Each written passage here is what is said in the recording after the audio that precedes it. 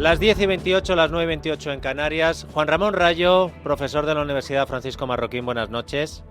¿Qué tal? Buenas noches, Peter. Yo aquí tengo que decirle a los oyentes que, hombre, si hay algún tema que a mí me motive mucho, que crea que hay que explicar a los oyentes, yo le propongo a Rayo y a Domingo Soriano, buenas noches. ¿Qué tal, Brandao? Pero yo lo que normalmente hago es, le digo al equipo, preguntarle a los sabios de qué quieren hablar. Lo digo, Rayo, para que no creas que a mí me ha dado por la fricada de hablar hoy de Australia. Cuando he hablado antes de la mochila austriaca, me he acordado de ti y de Soriano y del machaque que habéis dado con lo de la mochila austriaca, el Juan de Mariana y tal.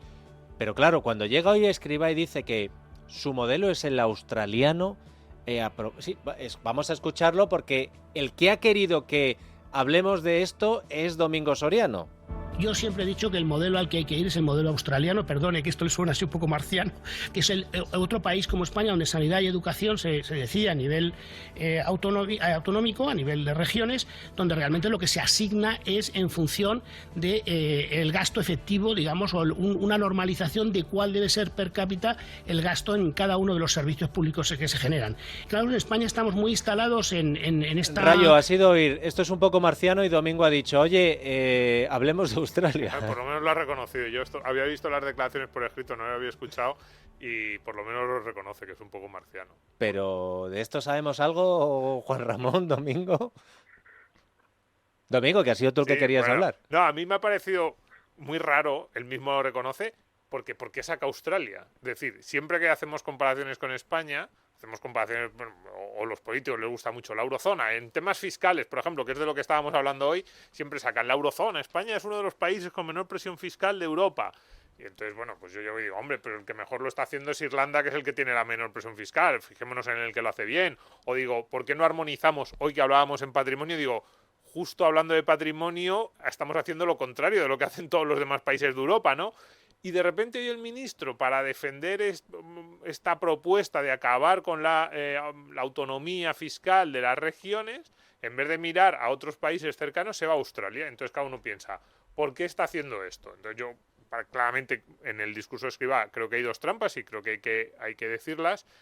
Más allá de la discusión luego política de este gobierno, ¿no? Que permite autonomía en todo. A mí por eso, con vosotros me interesaba la parte de los números. La parte económica. Me evito la política, pero hay dos cosas. Uno, ¿por qué no se fija en los países más cercanos? Y es porque varios de los países cercanos con los que nos suele poner de ejemplo tienen más autonomía fiscal. España no es de los que menos tiene, eso es verdad, pero hay algunos en Europa, por ejemplo Alemania, que tiene más y que tiene datos de dinero que manejan las regiones o que cobran las regiones superiores a los de España. También hay otros como Suiza y podríamos entrar incluso en discusión de algún país nórdico que, claro, por tamaño son mucho más pequeños que España, pero tienen mucho poder y mucho control del dinero de los municipios. Y luego una segunda cuestión, que la decía Escrivá al final, que es esto que dice, no, porque claro, en Australia se hace en base a unos criterios de reparto de población, como si hubiera un único criterio objetivo que ellos van a definir y que no está discutible, que fuera una especie de medida única, como si pesas en una balanza algo y dices son 2 kilos con 327 gramos. Es como, no, tampoco es así,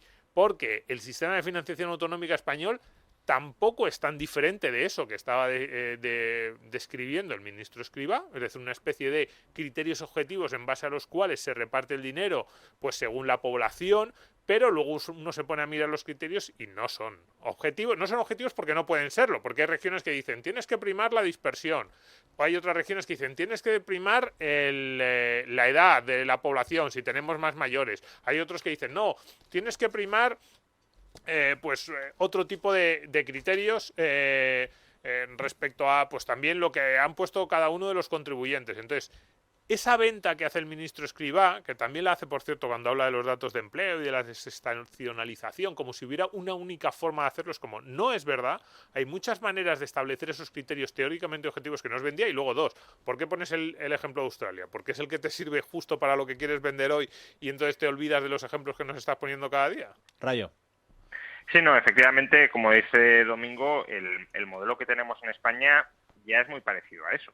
Es decir, cada autonomía tiene una serie de impuestos cedidos total o parcialmente y con la recaudación teórica, ni siquiera con la recaudación real que se espera que deberían obtener a partir de esos tributos, el 75% de la misma se redistribuye entre las autonomías en función de varios criterios que efectivamente no son objetivos. Son precisamente esos criterios los que siempre generan, cuando se renegocia el modelo de financiación, siempre generan una enorme polémica entre las autonomías, porque todos intentan meter sus criterios, los criterios que a ellos les vienen bien, para que les incrementen la cantidad de dinero que les es transferida a costa de los contribuyentes de otras autonomías. A mí, de todas formas, más allá del modelo australiano, que es verdad que, como decía Domingo, pues me voy a buscar aquel país que me interesa para defender lo que ahora mismo quiero defender, que tampoco es que sea en sí mismo criticable, pero claro, es que efectivamente de Australia pues no habíamos hablado nunca en este país, el ministro Escrivá nunca lo había colocado encima de la mesa, y ahora que tiene que defender una determinada posición política, pues voy a buscar qué país puede respaldar lo que yo estoy proponiendo. Pero más allá de eso, a mí lo que de verdad me molesta de las declaraciones de Escrivá es ya no solo la propuesta de descentralización fiscal que está planteando, sino cómo la está planteando. Porque Domingo hablaba de dos trampas al poner a Australia de ejemplo, pero aquí también ha habido una trampa muy importante. Ha dicho el ministro Escrivá, esto de centralizar o descentralizar impuestos no es una cuestión política, es una cuestión técnica. ¿Cómo que es una cuestión técnica? Es decir, cómo se fijan, cómo se determinan los impuestos y la recaudación, que es probablemente la potestad política más importante que tiene un Estado, es una cuestión técnica, no política. Me estás haciendo creer que realmente no hay discrepancias ideológicas de fondo en aquello que tú estás planteando y que es meramente una cuestión tecnocrática de si tenemos que, si es la mejor forma de hacer las cosas, centralizar o descentralizar. No. Es decir, si uno quiere, como el ministro Escrivá, que no haya competencia fiscal, y no quiere que haya competencia fiscal para que haya un cártel de administraciones públicas que puedan, si así lo deciden, subir masivamente los impuestos sin que haya escapatoria, pues entonces evidentemente preferirá un modelo de centralización fiscal a uno de descentralización fiscal, donde las distintas administraciones, como estamos viendo ahora, y eso es un fruto muy positivo de esa descentralización y de esa competencia, pues compiten y compiten normalmente a la baja, porque es que si compites al alza expulsas ciudadanos, capital y talento, si compites a la baja pues los atraes. Entonces, claro, el ministro Escrivá, como quiere incrementar el tamaño del Estado y quiere incrementar la recaudación, apuesta por la centralización, pero no me digas que eso es un criterio técnico, eso es un criterio político e ideológico. Al igual que en mi preferencia por una descentralización fiscal mucho mayor, claro que también es un criterio político e ideológico. ¿Por qué? Pues porque yo aspiro a un Estado mucho más pequeño, que recaude mucho más, donde haya límites institucionales, en este caso la descentralización y la competencia, a cuánto una administración puede incrementar los impuestos, porque si los incrementas mucho se te van, y eso es un criterio ideológico. Yo no diré, no, la descentralización es un criterio técnico y no hay mucho más que hablar, no hay mucho más que discutir, todos los técnicos estamos de acuerdo en que es mejor descentralizar que centralizar. Eso es lo que ha vendido Escrivá y es totalmente falso. Hay unas declaraciones, hoy por supuesto Escrivá ha sido protagonista, pero ayer hizo unas declaraciones el ministro de Seguridad Social que a mí me parecieron más importantes, porque en este caso hablaba de lo suyo. Hoy cuando habla, aquí ya la ministra de Trabajo habla de la distribución y de los alimentos, el de Seguridad Social habla de los impuestos, la de Hacienda hablará de deporte y el de Asuntos Exteriores hablará de prisiones. Ayer Escrivá, hablando de lo suyo, empezó a poner la venda antes de que se conozca la herida. Quiero que lo escuchéis.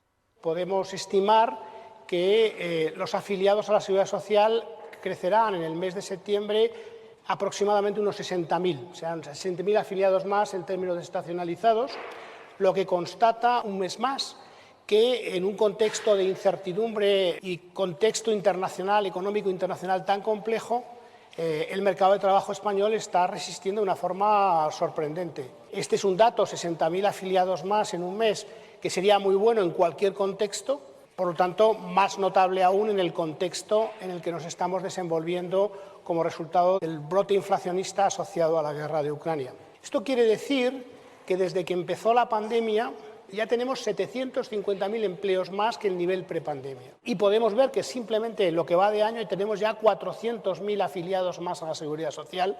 Y son estos 8 meses que casi coinciden con el periodo de guerra. Claro, uno escucha esto y dice, qué bien nos van las cosas. Ha estado bien Domingo, porque ya nos ha dicho, cuando Escrivá te empieza a contar las cosas y habla de desestacionalizar y te dice qué tal y está muy bien, pero claro, el dato que estaba dando Escrivá ya desestacionalizado suponía un 30% menos este mes de septiembre que el año pasado. Yo tengo la sensación, y os pregunto a vosotros qué sensación tenéis, de que con los cambios en los términos por el tema de la reforma laboral, fijos discontinuos, con el tratamiento artificial a través de lo de los ERES que se ha prolongado y ha llevado a una situación que puede ser engañosa.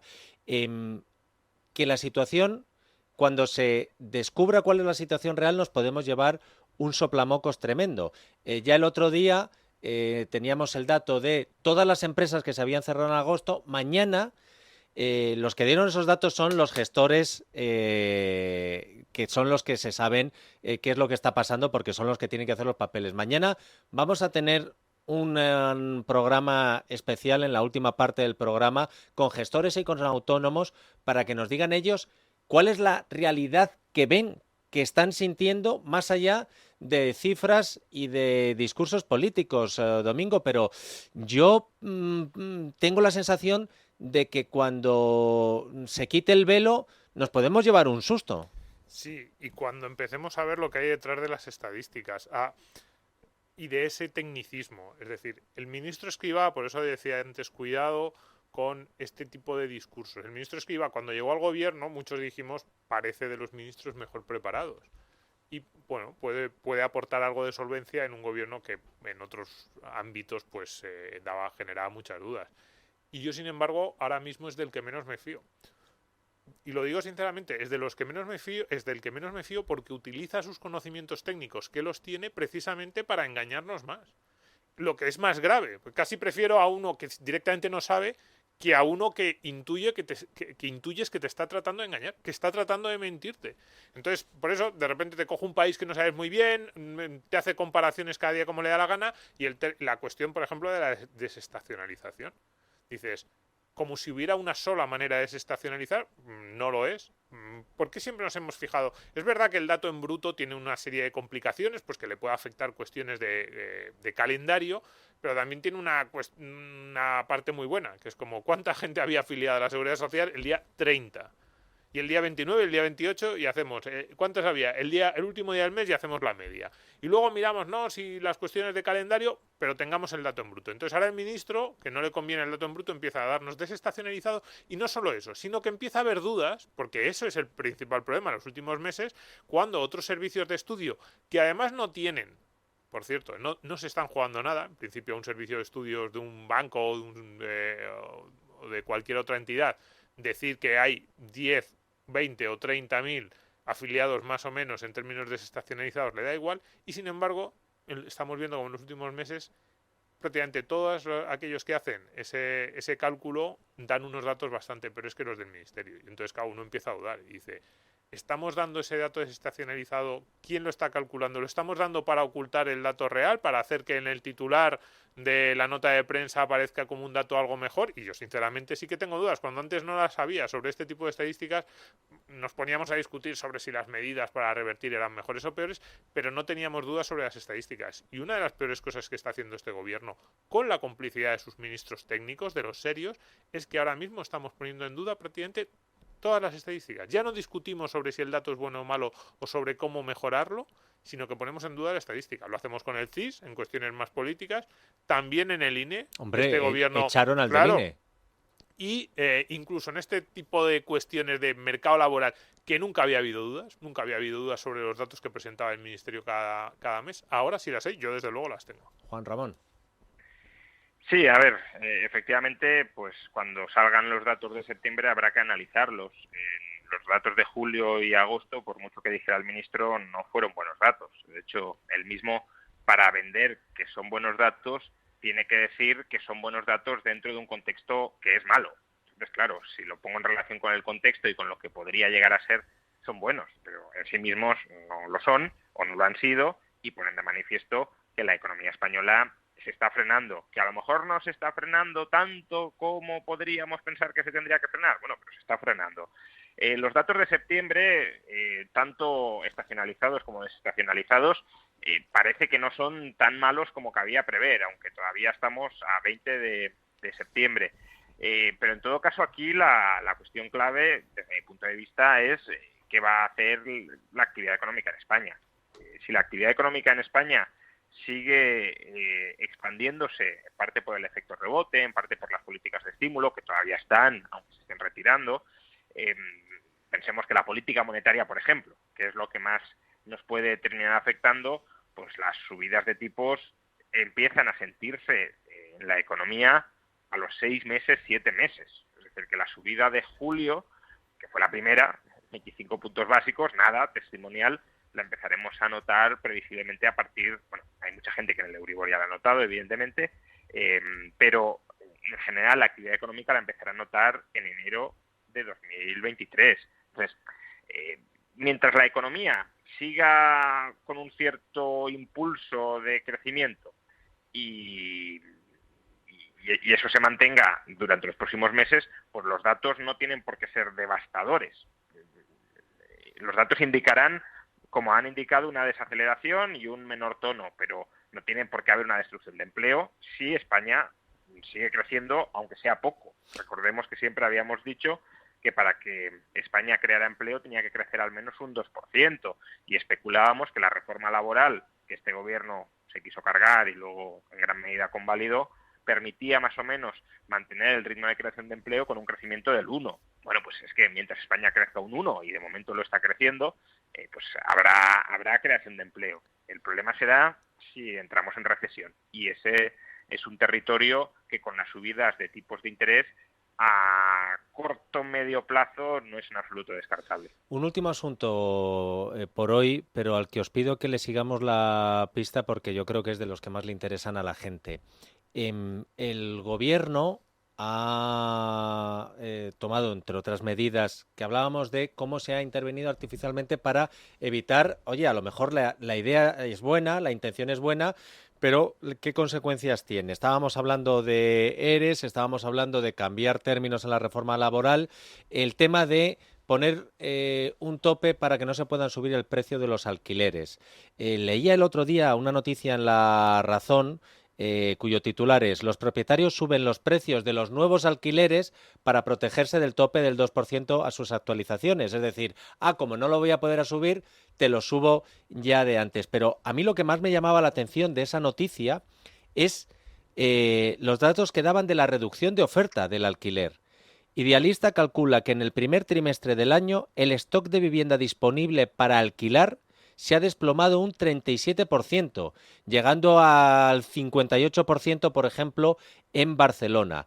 Y daban el descenso de más del 20% de anuncios de vivienda en alquiler. ¿Qué te dicen estos datos, Domingo? Sí, yo estaba mirando hoy y había muchos medios, nosotros también hemos publicado cosas parecidas. Los anuncios de pisos caen un 20% en Madrid, crece el número de propietarios que deciden vender sus pisos en alquiler, por ejemplo, lo publicaba hace una semana El Economista. Bueno, me dice que es lógico.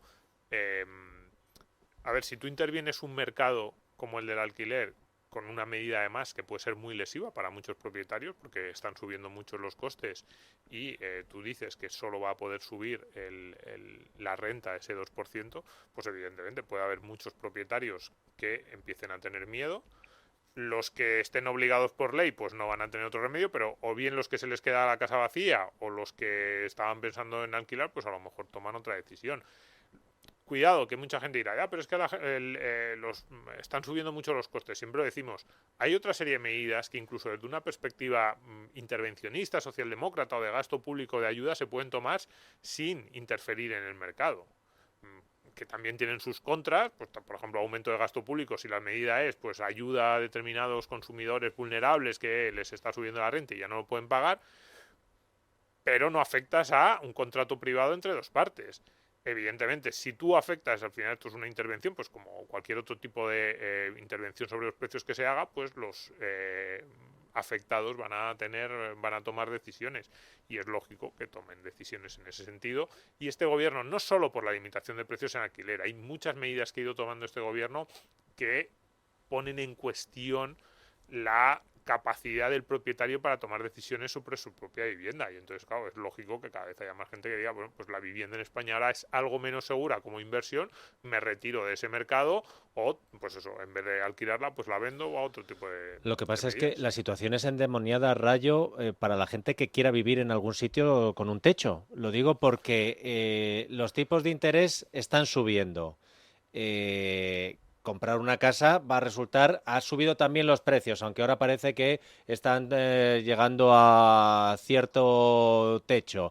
Y los alquileres, hombre, pues si se está reduciendo la oferta, como nos están diciendo los expertos, pues los alquileres van a tender también a subir, porque además están subiendo el precio de todo y es el efecto que tiene. La situación para mucha gente se convierte en imposible, Juan Ramón. Bueno, es que estamos hablando de una inflación, lo decía antes el ministro Escrivá, que el gobierno atribuye a la guerra en Ucrania. Guerra en Ucrania, ¿por qué genera inflación? Pues porque hay una restricción de la oferta de petróleo o de la oferta de alimentos. Y claro, si hay una restricción de la oferta, ¿qué pasa con el precio? Pues que sube. Pues bien, este mismo principio, que se entiende también en el caso de la guerra de Ucrania, cuando les interesa divulgarlo para, digamos, no asumir otras responsabilidades que ellos puedan tener en la inflación, ese principio, que es cierto y que se entiende también en ese caso, parece que en el mercado de la vivienda lo perdemos de vista. Como si tú restringes la oferta de vivienda, pues los precios te van a subir. Y si la demanda de vivienda crece a un ritmo normal, las familias jóvenes que se quieren emancipar y quieren comprar una vivienda o alquilarla, y no aumentas la oferta, pues entonces lo que vas a tener son subidas de precios como las que, ya digo, ellos atribuyen a los efectos de la guerra en Ucrania. Y frente a esas subidas de precios, pues, ¿qué se les ocurre hacer? Pues establecer controles de precios, que es lo mismo que quieren hacer, aunque de momento tampoco se están lanzando tanto como a la rama de Podemos les gustaría, pero es lo mismo que quieren hacer, por ejemplo, pues con la cesta de la compra, la propuesta de Yolanda Díaz, es lo mismo que quieren hacer con el tipo de interés variable en las hipotecas. Es decir, en lugar de fijarte cuál es el problema de fondo, claro, como para ellos el problema de fondo es que hay unos señores que están especulando y se están forrando y están ganando mucho dinero, como si esos mismos señores no estuviesen aquí mismo hace años y esto solo esté ocurriendo ahora y no hace años, pues como no quieren mirar cuál es el problema de fondo, reaccionan tomando parches, adoptando parches. Y el problema es que esos parches pueden agravar el problema de fondo, porque si, como bien dices, los controles de precios o la limitación del alza de los alquileres lo que te provoca es que se adelante la subida de varios años, ¿no? Toda la inflación que más o menos uno espera y que no pueda repercutir, pues ya de entrada te la va a sobrecargar en el precio de entrada para alquilártelo. Y si además, como consecuencia del recalentamiento de la economía, el Banco Central Europeo también encarece el tipo de interés y restringe el acceso al crédito hipotecario más de lo que ya lo estaba para muchas personas, porque los jóvenes no podían acceder por falta de ahorros iniciales, pues claro, es que no puedes adquirir vivienda. Y no puedes adquirir vivienda, insisto, porque se la está restringiendo políticamente desde el lado de la oferta. Juan Ramón, un abrazo muy fuerte. Un abrazo, nos vemos la semana que viene.